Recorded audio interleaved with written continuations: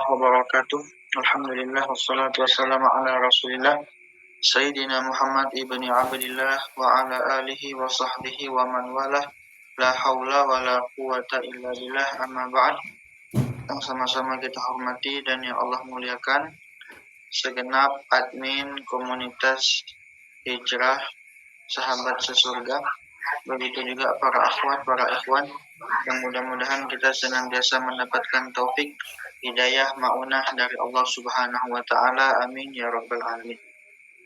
Pertama, kita bersyukur atas nikmat yang Allah berikan sehingga malam ini kita dapat sama-sama menghadiri majelis ilmu meskipun secara online. Mudah-mudahan nanti di hari kiamat kita dapat berkumpul secara offline bersama Nabi kita Muhammad Sallallahu Alaihi Wasallam.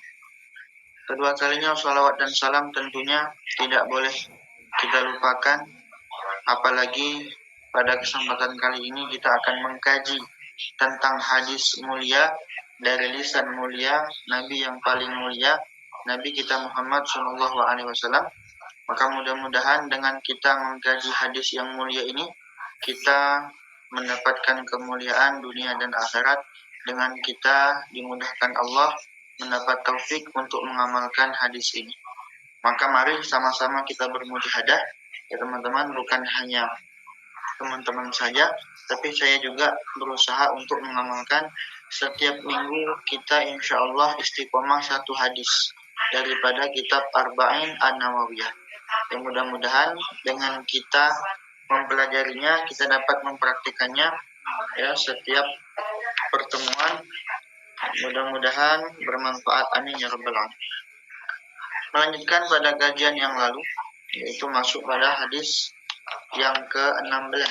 Alhamdulillah sudah hadis ke-16. Hadis yang ke-16 ini teman-teman rahimakumullah membahas tentang menahan marah ya, menahan marah atau mengontrol emosi.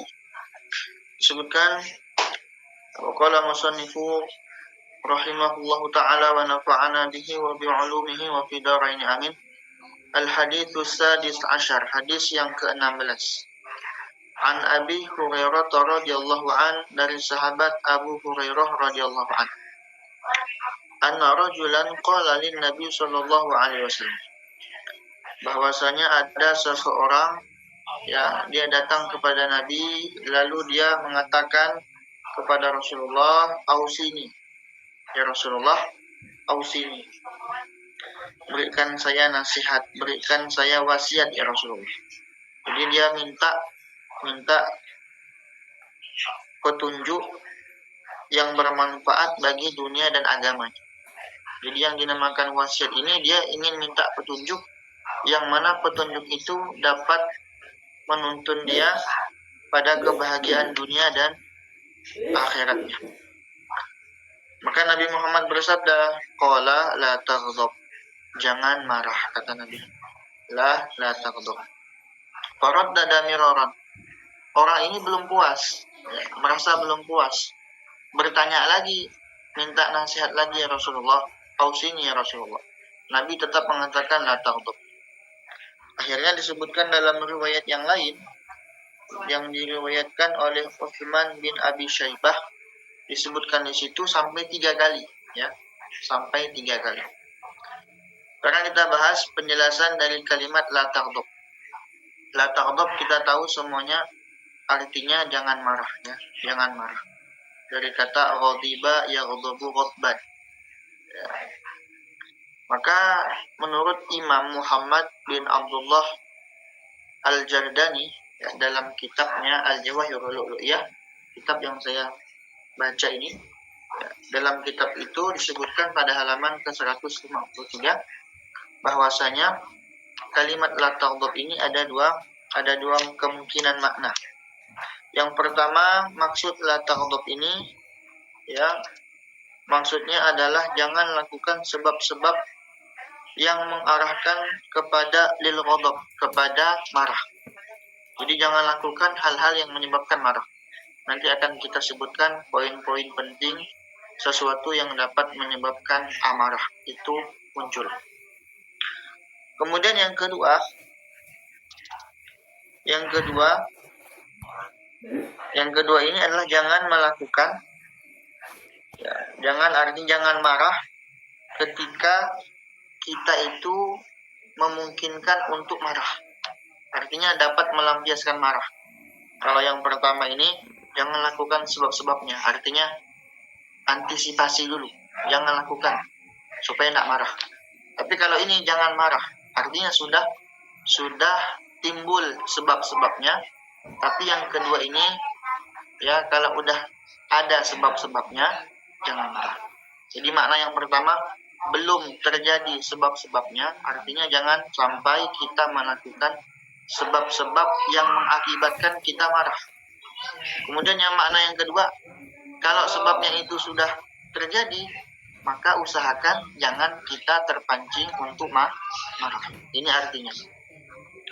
Teman-teman rahimakumullah, adapun poin pentingnya, penyebab yang menjadikan kita marah ini yang pertama kibir, sombong.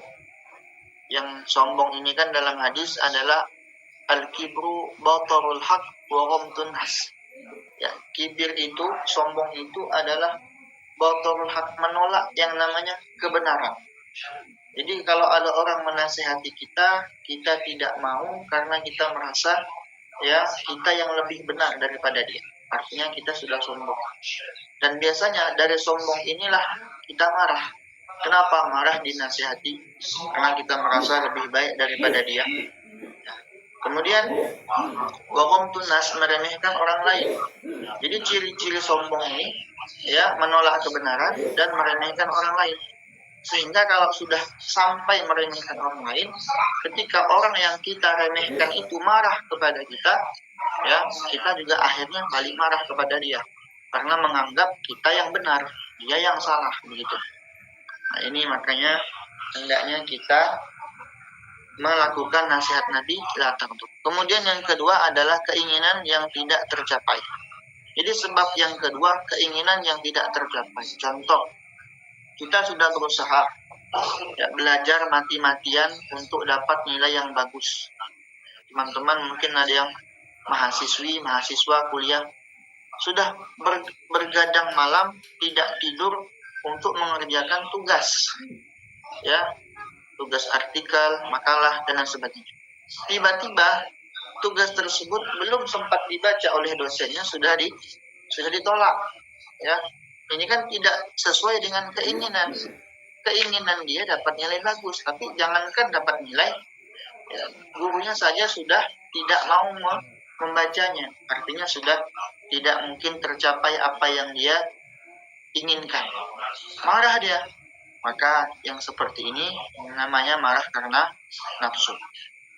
Jadi pernah kita sampaikan sebelum-sebelumnya, menurut Al-Habib Umar bin Hafid, ya, yang mana beliau ini di dalam penelitian salah satu tokoh paling berpengaruh nomor 1 di dunia saat ini. Jadi tokoh yang berpengaruh nomor 1 dari 500 orang berpengaruh di dunia, di antaranya yang paling pertama nomor 1 adalah Al-Habib Umar bin Hafid. Beliau orang yang tidak kaya, tidak punya jabatan, tapi beliau dapat mempengaruhi orang lain, ya, dengan akhlak dan ilmu beliau. Maka beliau ini, ya, menyebutkan marah itu ada 2. Yang pertama marah karena nafsu, yang kedua marah karena Allah.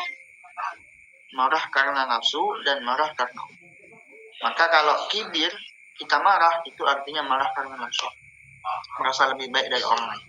Kemudian yang ketiga, terlalu cinta dunia. Nah, cinta dunia seperti apa? Contoh, kita sudah mengumpulkan uang sebanyak-banyaknya, teman-teman. Ternyata uang yang kita kumpulkan itu dicuri orang lain, ya, dicuri orang lain.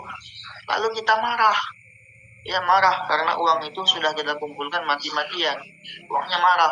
Akhirnya keluar dari mulut kita ini sumpah serapah, mencemooh orang yang mencuri dan lain sebagainya. Maka ini marah yang tidak benar, marah yang karena nafsu. Kenapa? Karena cinta dunia. Ya, disebutkan hubud dunia ra'su kulli khoti'ah. cinta dunia itu pangkal segala kesalahan. Gara-gara cinta dunia, saudara dengan saudara rebutan harta warisan, akhirnya saling membunuh. Gara-gara cinta dunia, ya, seorang istri rela dia membunuh mertuanya, ingin mendapatkan warisan. Gara-gara cinta dunia, seorang suami rela mengorbankan orang tuanya, meninggalkan orang tuanya demi meraih cinta istrinya. Ini namanya cinta dunia. Hubbud dunia ra'su kulli khati'ah. Cinta dunia adalah pangkal kesalahan. Maka bagaimana supaya kita tidak cinta dunia? Hadir majelis seperti ini, ya, menghilangkan kebodohan dengan kita belajar ilmu agama, sering mendengar nasihat dari guru, sering mendengar YouTube-nya ulama yang al-amil bi'ilmi, yang mengamalkan ilmunya, yang ikhlas di dalam dakwahnya, yang selalu mendoakan murid-muridnya. Ini termasuk salah satu hal yang dapat mengikis noda-noda di hati kita. Lalu kemudian yang keempat, kebodohan artinya kurang ilmu. Nah, ini penting. Kadang-kadang orang itu marah, kenapa? Karena kurang ilmu. Maka disebutkan oleh Abu Said Muhammad, guru kami, ya, almarhum, ya, al-maghfurlah, beliau mengatakan, idza tasa'a al-ilmu, idza tasa'a ufuquh qalla inkar, kalau orang itu sudah luas wawasannya, artinya sudah banyak ilmunya, maka akan sedikit menyalahkan orang lain. Artinya orang yang suka menyalahkan orang lain itu orang yang kurang ilmunya. Sedikit-sedikit salah di mata dia. Sedikit-sedikit ini tidak benar di mata dia. Sedikit-sedikit, oh ini bukan seperti Nabi ajarkan. Suka menyalahkan orang, bahkan suka mengkafirkan orang. Ini bukan ajaran Nabi kita Muhammad Shallallahu Alaihi Wasallam. Maka orang yang seperti ini apa? Bodoh, orang yang kurang ilmu. Meskipun dia belajar, mungkin dia baca kitab, mungkin dia baca buku, mungkin dia baca Quran, tapi tidak dengan guru yang benar. Atau tidak dengan guru yang betul-betul sanad keilmuannya nyambung kepada Rasulullah. Akhirnya dia membaca dengan nafsunya. Lalu dia menerjemahkan dan menafsirkan Al-Quran dengan kemauannya, dengan nafsunya, sehingga dia salah tafsir, salah kaprah, sehingga dia salah mempraktekkan ilmunya. Kenapa? Tidak dituntun oleh guru yang benar. Maka tetap dinamakan bodoh. Al-jahil fil ilm. Orang yang bodoh di dalam ilmu, ya, maka akan dikhawatirkan kesalahannya itu ketika dia menyampaikan sesuatu lebih besar mudaratnya daripada maslahatnya. Maka hati-hati teman-teman, di zaman sosmed ini mari kita selektif, ya. Harus betul-betul dapat memilih guru yang benar. Jangan sampai kita terprovokasi dengan guru yang ucapannya indah, enak didengar, tapi ternyata menyalahi, ya, ahlu sunnah wal jamaah.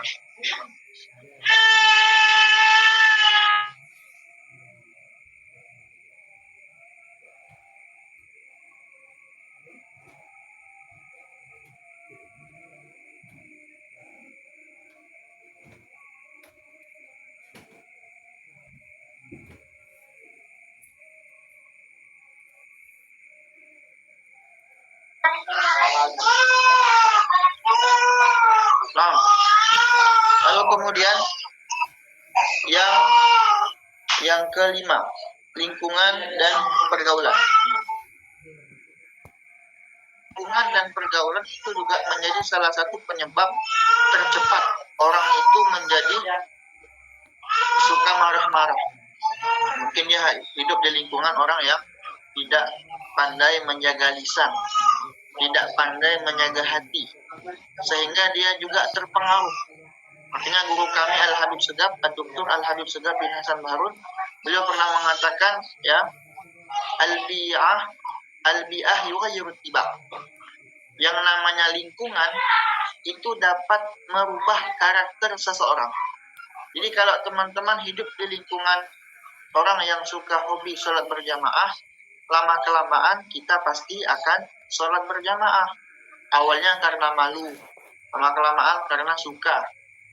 Nah, jadi lingkungan itu mempengaruhi. Orang yang hidup di lingkungan orang berilmu, pasti sedikit banyaknya dia juga mendengarkan ilmu. Orang yang hidup di lingkungan ahli sholawat, sedikit banyaknya mulutnya juga akan mengucapkan sholawat. Maka disebutkan al-bi'ah yughayyiru. Penting. Jadi kalau kita tidak ingin cepat marah-marah, maka hiduplah di lingkungan yang kondusif. Maka disebutkan al-jar qabla dar. Kalau mau milih rumah, mau beli rumah, yang dilihat itu tetangganya dulu. Kalau tetangganya ini orangnya baik, orangnya masya Allah, ahli salat berjamaah, insya Allah ya keluarga kita akan aman. Lanjut. Yang keenam, mata saya kurang kelihatan. Kelelahan fisik dan tekanan fisik. Nah, ini penting juga. Kadang-kadang kita capek, ya. Akibat capek itu, akhirnya kita marah-marah karena merasa paling capek di antara keluarga kita. Ini juga menjadi faktor penyebab terjadinya kemarahan. Maka Nabi mengatakan, ya kalau secapek apapun, maka hendaknya kita tetap mendahulukan akal kita, hati kita, dengan kita jernihkan, ingat kepada Allah Subhanahu wa Ta'ala. Lanjut. Yang ketujuh, setan. Orang yang suka marah-marah biasanya itu orang yang terkena bujuk rayunya setan. Lalu kemudian yang kedelapan, kurang zikir. Nah, hati itu menjadi keras sehingga cepat marah. Kenapa menjadi keras hati tersebut? Akibat kurang zikir, kurang ingat kepada Allah, dan tidak suka bersolawat kepada Nabi Muhammad. Padahal dengan kita banyak berzikir, banyak ibadah, banyak solawat, itu akan mengikis noda-noda di hati kita sehingga kita menjadi orang yang tidak keras. Perhatikan ya, salah satu sifat orang bertakwa, wal kadhiminal ghaidh, orang yang menahan marahnya, wal 'afina 'anil nas, dan orang yang memaafkan orang lain. Jadi orang yang menahan marah itu ciri-ciri orang bertakwa. Mudah-mudahan dengan kita banyak berzikir, hati kita menjadi lembut dan kita menjadi orang yang bertakwa, yang tidak suka marah-marah bukan pada tempatnya. Kita lanjutkan. Next.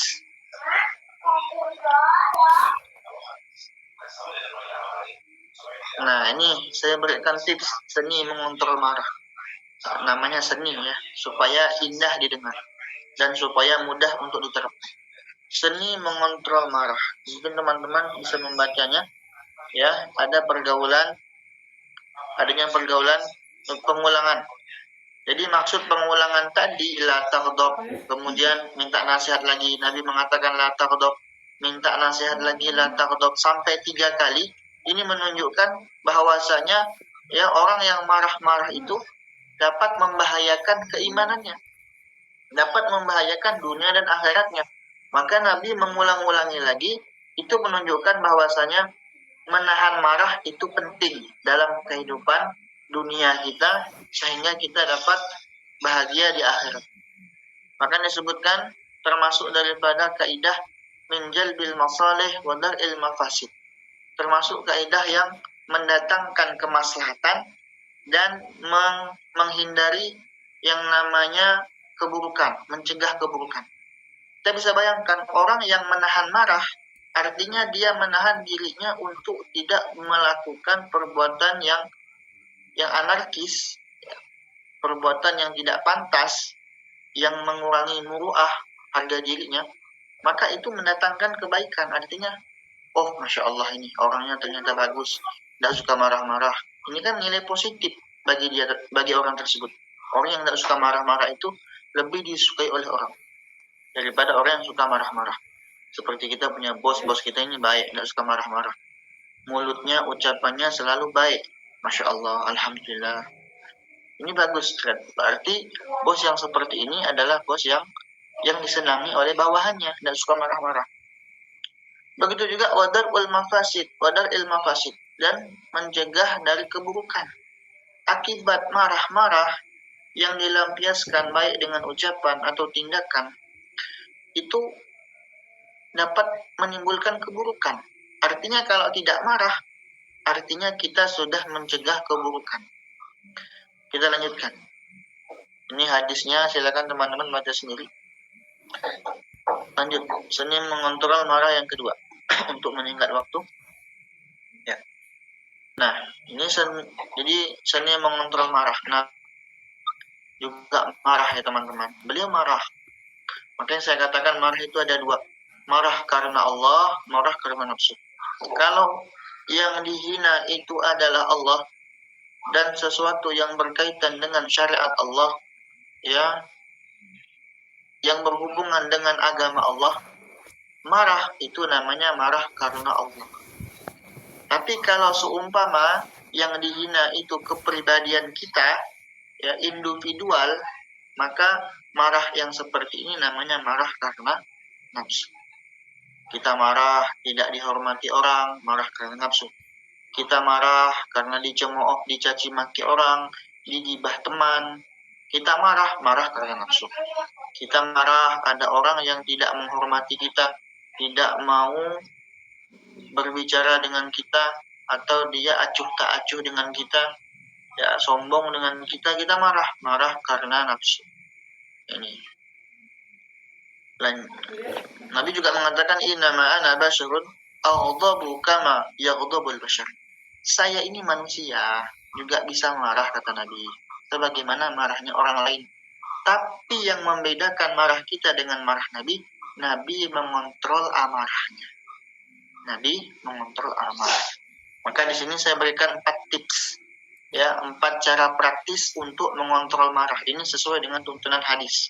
Silakan teman-teman, ya, buka sendiri di aplikasi sebentar. Saya rekomendasikan aplikasi hadis yang bagus, ya, Esensi Hadis.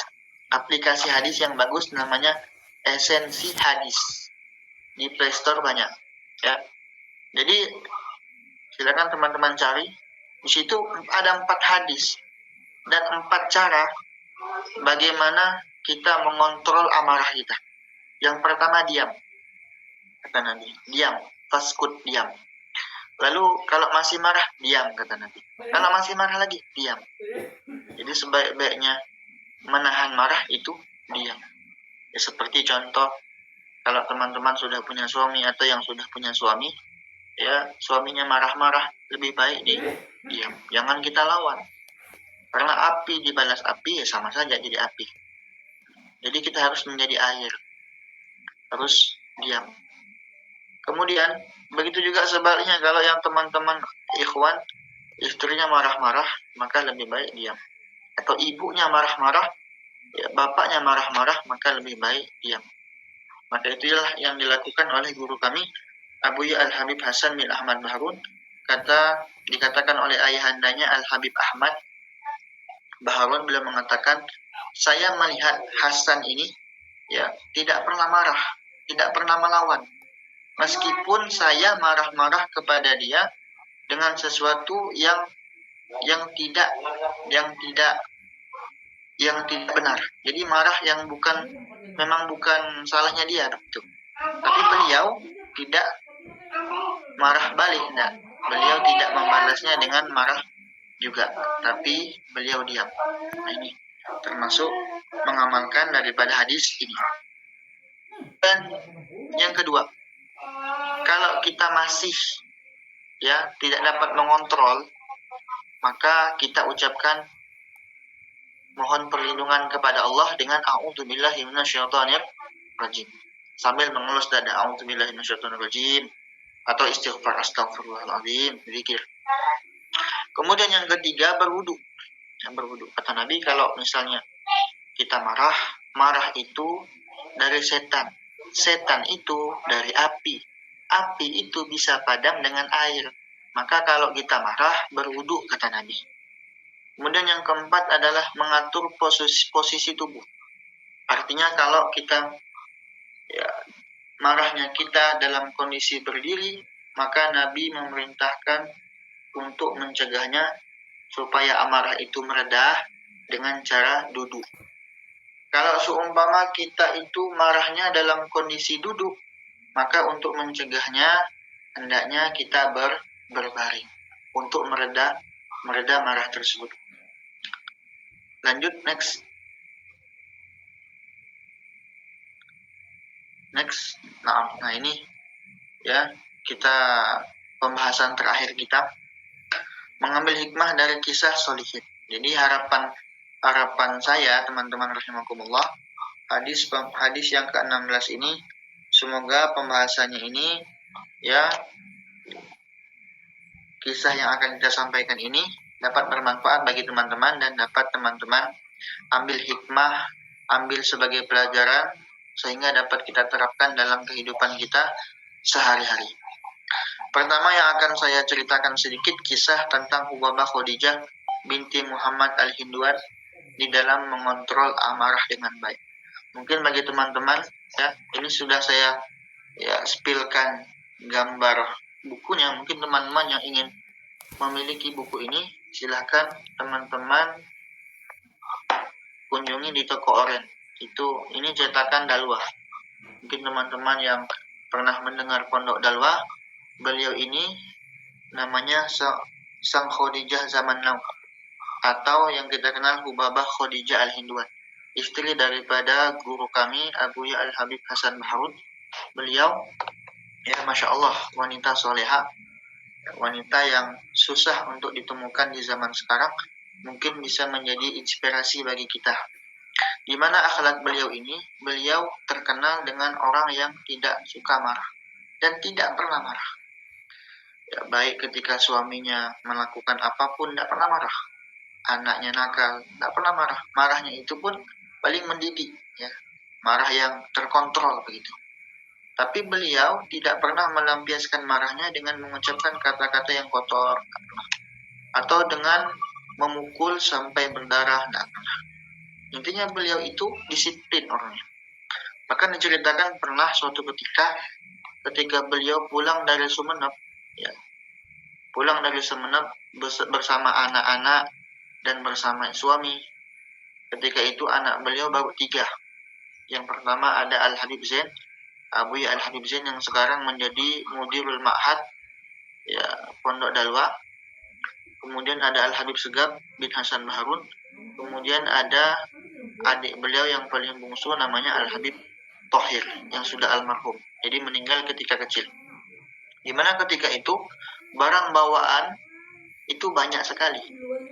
Ya, tangan kiri, kalau Abu Hasan itu tangan kiri beliau memegang menuntun anak beliau Al-Habib Segab Baharun, tangan kanan membawa tas. Sedangkan Hubabah Khadijah ya, tangan kanan beliau itu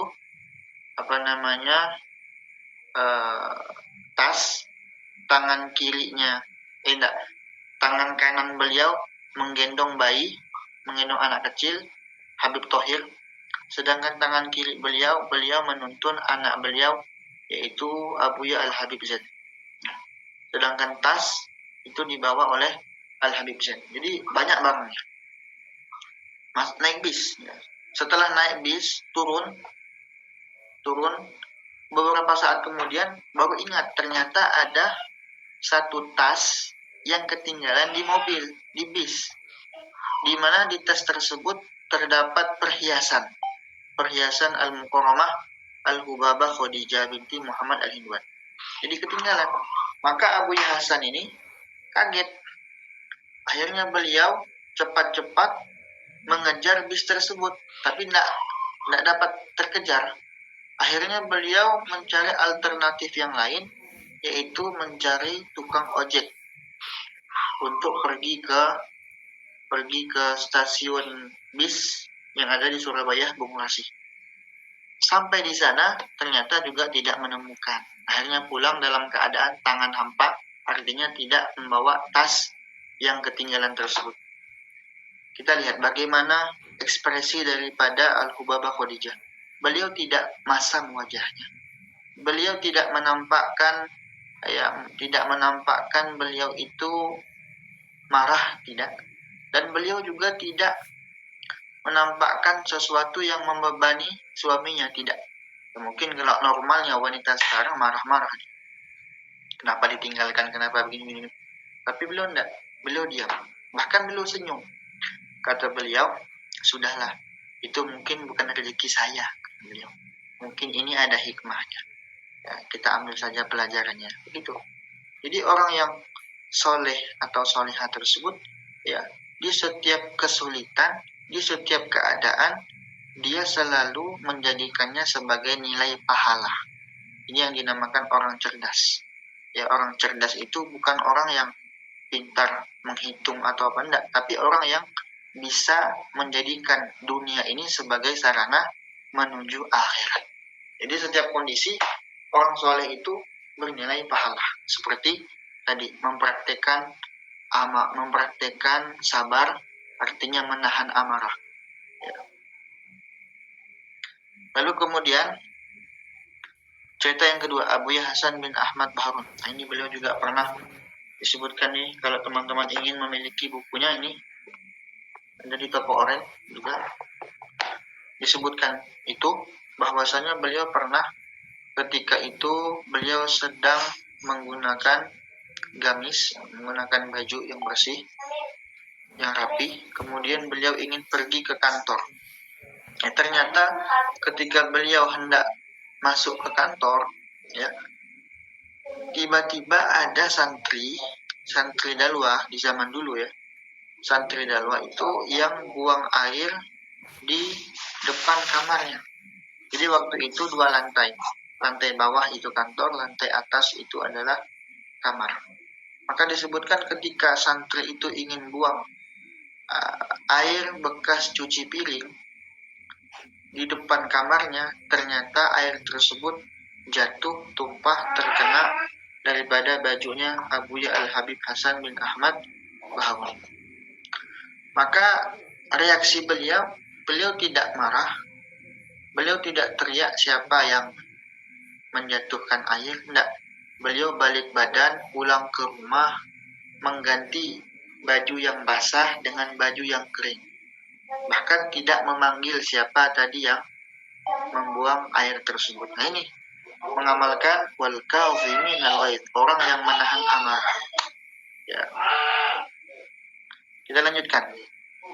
Beliau juga pernah suatu saat ketika ingin khutbah Jumat, ya, sudah siap dengan gamis baru, kemudian ketika keluar rumah tiba-tiba ada pembantu yang membuang air bekas cucian. Terkenalah baju beliau, gamis beliau basah. Beliau tidak marah kepada pembantunya, beliau juga tidak ngomel-ngomel kepada pembantunya, tapi beliau balik badan, ya, pergi ke rumah, masuk kamar, kemudian mengganti gamis yang basah itu dengan gamis yang kering, tanpa marah-marah. Ini artinya, ya, sama, beliau juga tetap mengamalkan wal kaziminal ghaidh, tidak suka melampiaskan marah, akan tetapi mengontrol amarahnya. Karena marah itu normal, ya, marah itu alami, tapi orang yang hebat itu, kata Nabi, disebutkan laisa syadid bisurah. Orang yang kuat itu bukan orang yang, ya, bisa gulat, ya, bisa ninju, bukan orang yang kuat fisiknya, bukan. Innama syadid, orang yang kuat itu adalah alladzi yamliku nafsahu indal ghadab, orang yang dapat menahan amarahnya ketika marah, menahan dirinya, mengontrol dirinya ketika marah, mengontrol emosinya ketika dia, kalau bahasa Pontianak, naik spani. Nah, terakhir cerita mobil Al-Habib Umar bin Hafid. Ini kami dapatkan, ya, cerita ini ketika salah satu podcast disebutkan Al-Habib Umar bin Hafid ini pernah, beliau itu kan waktu dulu di awal-awal pondok Darul Mustafa, beliau yang menyupirkan santri, ya, kemana-mana beliau yang menyupirkan santri menggunakan mobil. Tapi pernah suatu saat ada salah satu santri yang menawarkan dirinya untuk menyupirkan Al-Habib Umar bin Hafid.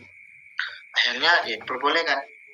Ketika santri itu membawa mobil, memarkirkan mobil tersebut, ternyata mobil itu ya menabrak tiang listrik belakangnya itu, nabrak. Dia mengatakan depan, ada mengatakan belakang. Dia nabrak tiang listrik. Lalu kita lihat bagaimana ya ekspresi daripada Al-Habib Umar bin Habib ketika mengetahui mobilnya. Ketika beliau masuk mobil, kemudian santri itu meminta maaf, memohon maaf karena menabrakkan mobil beliau di tiang listrik. Apa kata beliau? Barakallahu fiik. Bayangkan.